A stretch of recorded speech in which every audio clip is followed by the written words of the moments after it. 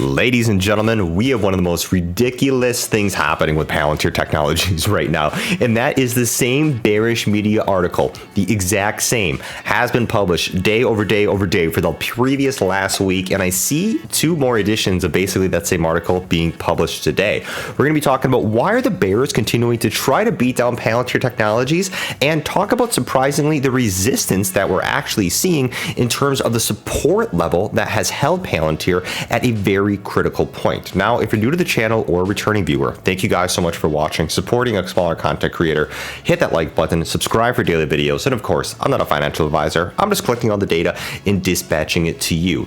Now, what this bearish media article is on Palantir Technologies is regarding that William Blair analyst in terms of the renewal of the upcoming Army contract. And we have a lot of eyeballs that are looking at Palantir specifically this Friday. And why this is important is because the uncertainty that comes along with this type of article and with this bearish perspective is a reduction in this Army contract renewal. Now, the actual reduction that we're talking about is the valuation. Right now, it's at $458 million. They are predicting, and specifically this analyst is predicting, a reduction to about the 100 million sums. Now, with that, in addition, we're also seeing a reduction in the duration of the time for this contract. So instead of 4 years, 2 years. And why there's a lot of uncertainty that's coming along with this, not just in terms of this analyst's opinion and approach, is because there are other competitors coming into the market. Now, one thing that I think is important to understand is that this is one single contract. And the same bearish media article has been published again and again and again and again and again, which means that the bad media, or basically the bearish media outlook, is looking for any small particular piece of negative advice for Palantir, and they are taking that and running with it as far as they can. They're forgetting to talk about some of the best things that we have seen with Palantir that has really been a big innovator, not just to its business, but in terms of its revenue. And we've seen this with the 4 quarters of that GAAP profitability that have been achieved, and that is the AIP Bootcamp, ladies and gentlemen.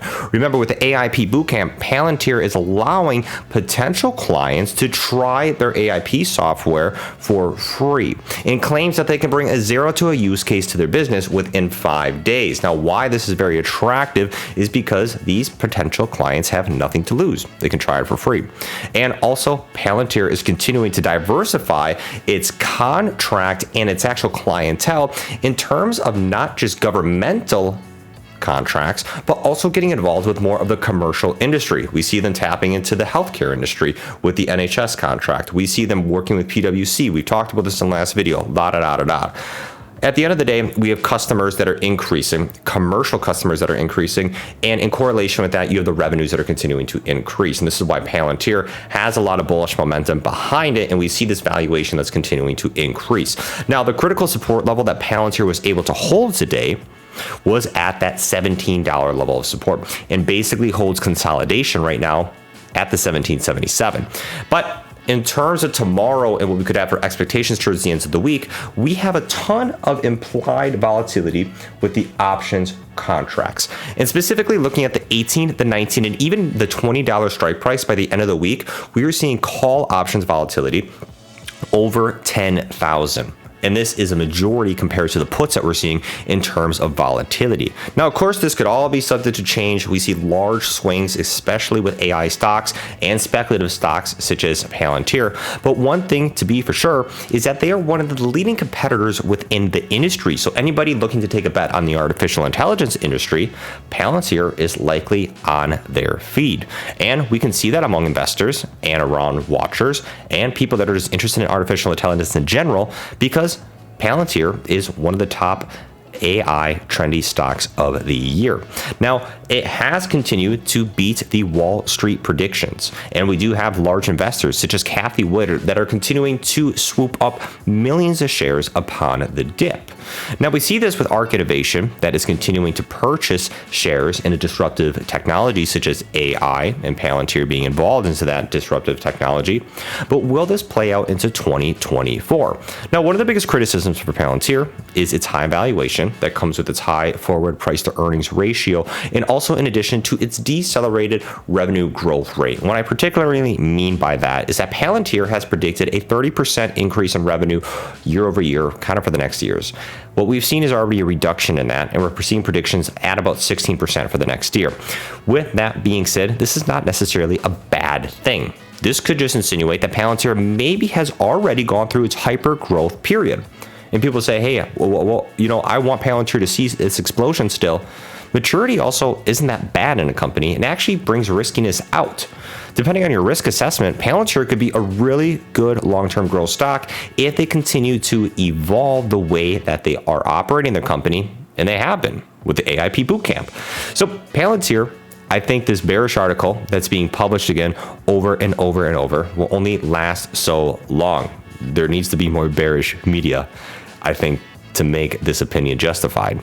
But in terms of what we have seen, we're going to have a lot of changes with the global macroeconomic environment within the next year. That's going to be regarding interest rates, which out of our control is going to have a large change in the momentum, the emotion, and also the volatility among the global markets, which will affect the speculative markets first. We see this with tech, more specifically into the AI niche, Palantir, bada boom, bada bing, which means we could have a lot of volatility upon ourselves. And this is why risk assessment is important.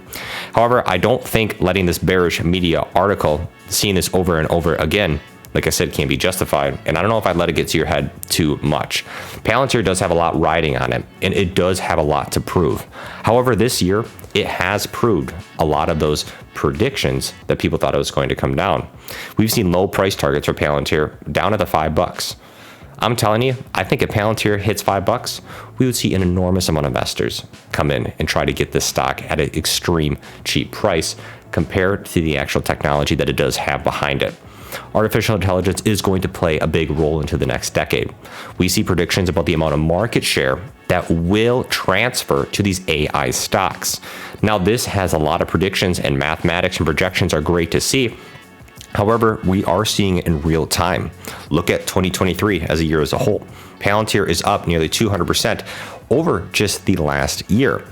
And the fact that we have all these this bearish article that is repeatedly coming out over and over again, trying to beat it down, does show that there are people out there that are trying to change the momentum of Palantir to more of a bearish perspective.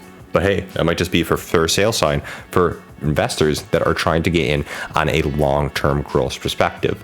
However, like I said, in the short term, we could see a lot of volatility. Even in more of a correction, things could happen with this. But Palantir, we're going to be keeping an eye on it. We have it at trading volumes that are still looking healthy, above that 50 million trading volume kind of on average, sitting at that 1777 support level, and at that $17 level of support. We see short-term resistance at the 20, celebrating its recent 52-week year-to-date high at that 2185. With that being said, a breakout past 20 could push out into the mid-20s, and we could see accelerated growth rates that we have not seen in a long time. One really important thing to remember about Palantir is that it's actually down like over 50% from its all-time high. So Palantir could get there again easily, especially with profitability behind it, momentum, innovation, and a diversification in its clientele. It's all about half of you guys. What do you guys think down in the discussion? I'll catch you guys later. Peace out and take care.